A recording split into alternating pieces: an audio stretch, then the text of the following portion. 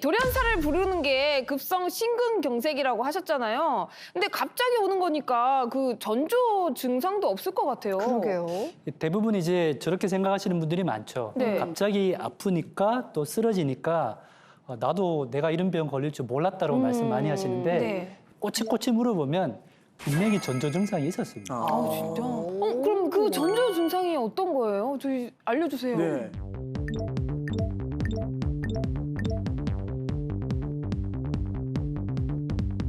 분명히 며칠 전부터 조금씩 가슴이 불편했습니다. 그다음에 말씀드린 것처럼 움직일 때 그전과는 다르게 약간 좀 숨이 찬데 호흡이 곤란한데 이런 느낌 호소하시는 분들도 꽤 계시고요. 그다음에 아까 보신 것처럼 부정맥이 지나가게 되면 막 어지럽게 되죠. 혈압이 떨어지거나 어지럼증이 생기는 거고, 또 하나는 특히 당뇨가 있거나 여성분들 또 연세가 많은 분들은 1, 2, 3번 같은 증상보다는 4, 5번 같은 증상이 나오는 분들이 있어요. 그러니까 예를 들면 밥을 먹었는데 그전에는 밥 먹고 되게 소화가 잘 됐는데 네. 이상하게 며칠 전부터 밥 먹고 난 다음에 배가 부른데 가슴이 답답해져 속이 더부룩한 거죠. 그게 이제 알고 봤더니만 심근경색의 전조 증상인 거죠. 그리고 아까 제가 심장의 위치가 왜 요 위에 있다고 말씀드렸는데 아기를 많이 낳으신 어머님들은 심장 위치가 좀 내려와 있습니다. 그러다 보니까 가슴보다가는 오목가슴 또는 명치가 불편하다라고 저렇게 소화불량으로 호소하시는 분들이 많기 때문에 저런 증상들이 안 생겼다가 갑자기 생긴다 이러면 빨리 걸어보라고 합니다. 빨리 걷기? 네. 네. 빨리 걸어보라고 하면 저런 증상들이 더 심해지는 거죠. 그러니까 아까 이지혜님 말씀처럼 어머님처럼 가슴이 아픈데 빨리 걸어봤는데 더 아파. 이러면 이제 심장병 의심하셔가지고 빨리 오실 수 있기 때문에. 운동 효과도 노리지만 네. 병을 빨리 발견할 수 있다.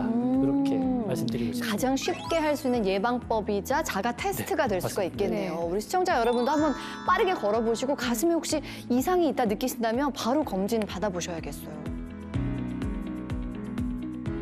박사님, 만약에 갑자기 이 심장의 통증이 쓰러지면 이건 어떻게 해야 됩니까? 대부분 이제 심장마비, 심근경색 때문에 심장마비 환자분들 여기를 부여잡고 쓰러지십니다. 그러니까 쓰러지시면 이제 손발 주무르고 일단 두드려보고 깨우고 다리 주무르고 막 이렇게 하시는데요. 네네. 사실은 그렇게 하시면 안 되죠. 왜냐하면 저렇게 하셔서 골든타임을 놓쳐버리면 뇌나 심장이 손상이 될 수 있기 때문에 가장 먼저 하실 것은 어쨌든 119에 전화를 하신다거나 네네. 최대한 빨리 의료진이나 병원에 이제 연락을 하셔가지고 일단 우선 조치를 해놓으신 다음에 그다음에 맥박을 확인하시고 호흡을 확인하신 다음에 이게 생각보다 없다라고 하면 그냥 바로 심폐소생술 들어가시는 것이 정답이라고 말씀드리고 싶습니다. 네네. 네, 만약에 쓰러진 분을 발견하면 처음 다가가셔가지고 네. 괜찮으세요? 괜찮으세요? 두드려서 의식을 확인합니다.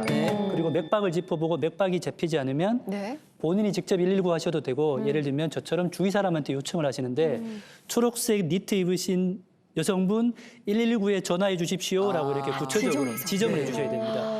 누가 해주세요라고 하면 아무도 안 하시기 때문에 초록색 니트 입은 여성분 119에 신고해 주십시오라고 하시고 호흡을 확인하신 다음 맥박이 안 되기 때문에 자 무릎을 꿇으시고요. 오른손을 쭉 뻗으시고 왼손은 깍지를 낍니다. 깍지를 끼신 다음에 요 부위가 가장 강하거든요. 요 부위로 심장을 마사지 주는 느끼시면 됩니다. 그리고 이거는 적당하게 누르면 소리가 납니다. 이렇게 소리가 나죠. 그러니까 팔은 지금 뻗친 상태에서 그대로 눌러주고 허리 반동을 통해서 하는 거고요. 얼마나 빨리 해야 되느냐? 1초에 보통 1.5에서 2회 정도 해야 되니까 굉장히 빨리 하게 되죠. 그 깊이는 얼마나 해야 되느냐? 우와. 갈비뼈가 사실은 조금 부러질 수 있을 만큼 깊게 들어가야 됩니다. 그러지 깊게. 않으면 네, 심장에 전혀 마사지가 되지 않기 때문에 이렇게 하시는 거고요. 그리고 아까 환자분이 호흡이 없었기 때문에 원래는 심폐소생술이면 환자에게 이렇게 호흡을 시켜주기 위해서 이렇게 해야 되잖아요. 네. 근데 이분이 저랑 처음 보는 사람이고 이 사람한테 이렇게 했다가 또 감염증이 걸릴 수 있기 때문에 요즘은 꼭 이렇게 인공호흡 안 하셔도 돼요. 만약에 하시겠다 그러면 비닐을 싸신 다음에 짧고 굵게 이렇게 2번만 하시면 되고요. 만약에 그거 하기 싫으시면 그냥 턱을 드시면 됩니다. 턱을 들어서 기도만 확보해 놓으신 다음에 그다음에 흉부 압박을 계속 빠르게 그리고 119가 올 때까지 계속 하셔야 되는데요. 보통 병원에서는 이걸 2분마다 계속 체인지 해주게 돼 있습니다. 교체해 주게 돼 있습니다. 그러니까 뭐 환자분 한 10분 정도 한다 그러면 3, 4명의 의료진이 이 돌아가면서 계속 누르는 거죠. 이렇게 해서 그 119나 의료진이 올 때까지 계속 하셔야 됩니다. 이 중간에 뭐 이분이 회복했는지 아닌지 이거는 의식을 깨면 중단하셔야 되지만 그러지 않으면 계속 마사지를 해주셔야 됩니다. 아, 오늘 제대로 배웠습니다. 감사합니다.